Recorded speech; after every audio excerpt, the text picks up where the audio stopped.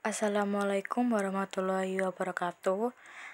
Perkenalkan, nama saya Andini Rizka Pangesti dari Sosiologi 2018A. Di sini saya akan menjelaskan tentang rasionalitas masyarakat memilih belanja di mal saat pandemi.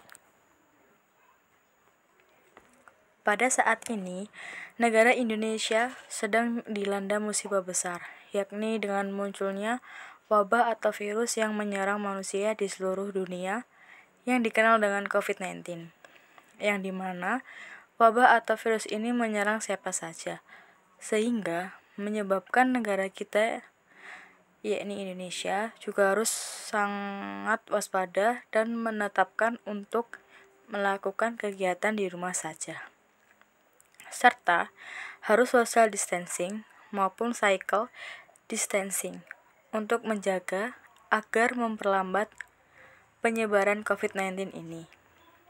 Menurut WHO, coronavirus merupakan keluarga besar virus yang menyebabkan penyakit pada manusia dan hewan.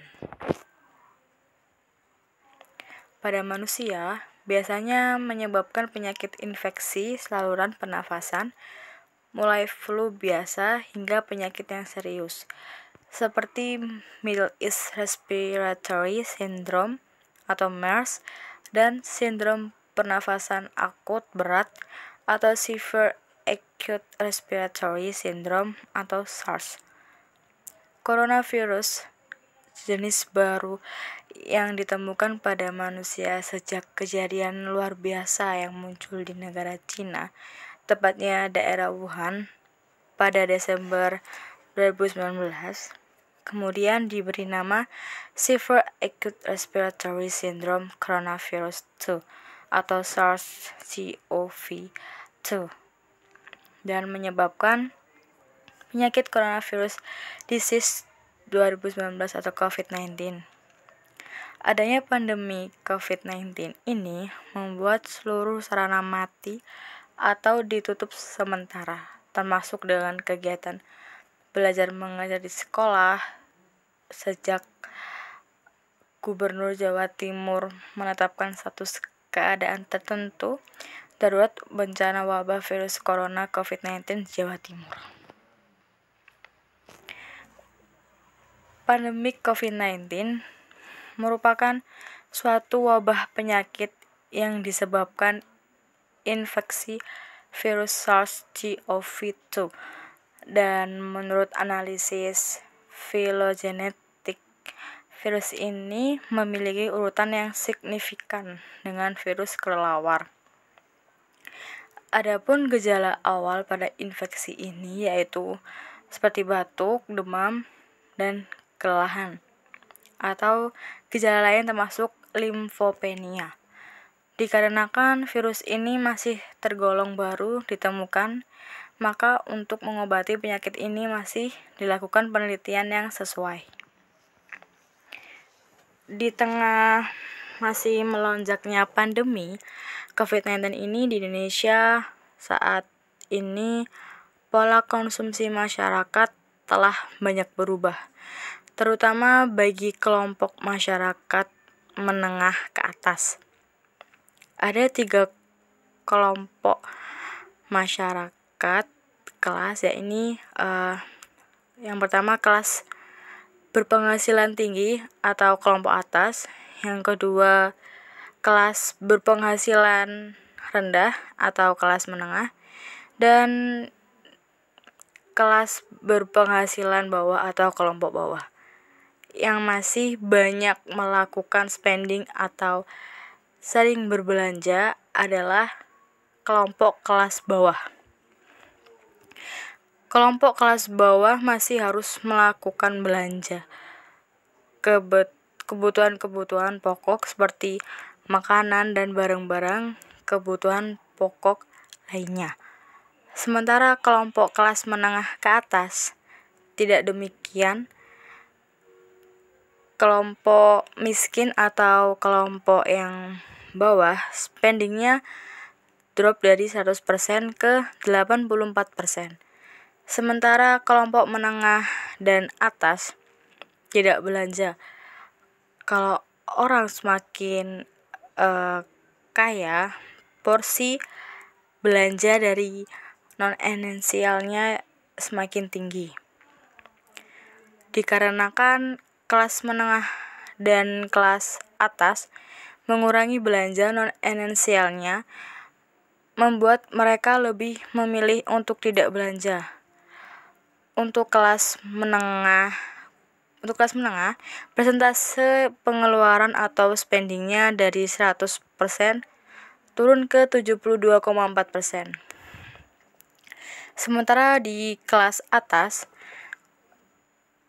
persentase spendingnya dari 100 turun ke 69,70%. Alasan kelas menengah dan kelas atas tidak spending karena biasanya mereka merasa nyaman untuk berbelanja dengan mobilitas yang tinggi, atau karena mungkin butuh traveling. Kalau beli barang mahal, mereka tidak sepenuhnya berani beli dilakukan online.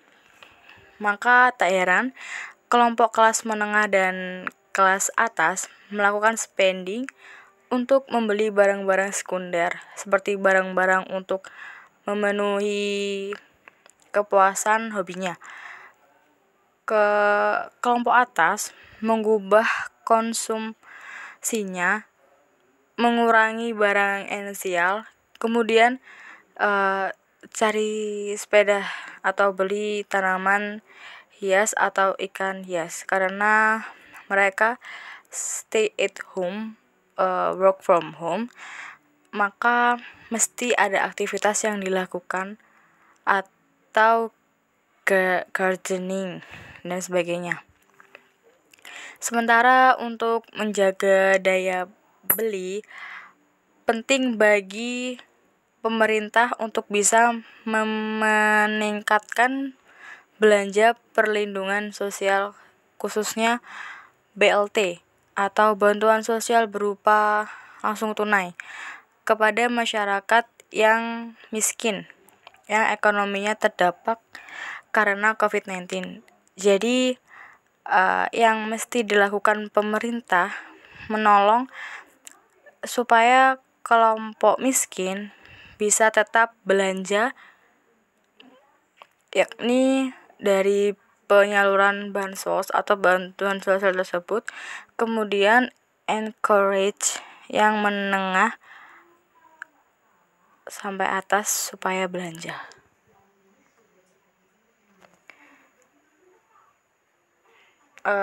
Mall atau pusat perbelanjaan mempunyai pengertian sebagai suatu tempat yang berintikan satu atau beberapa department store sebagai daya tarik toko-toko retail kecil atau tempat makan dengan tipologi bangunan seperti toko yang menghadap ke koridor utama mall atau pedestrian, yang merupakan unsur utama dari sebuah shopping mall dengan fungsi sebagai ruang komunal bagi terselenggaranya interaksi antar pengunjung dan pedagang.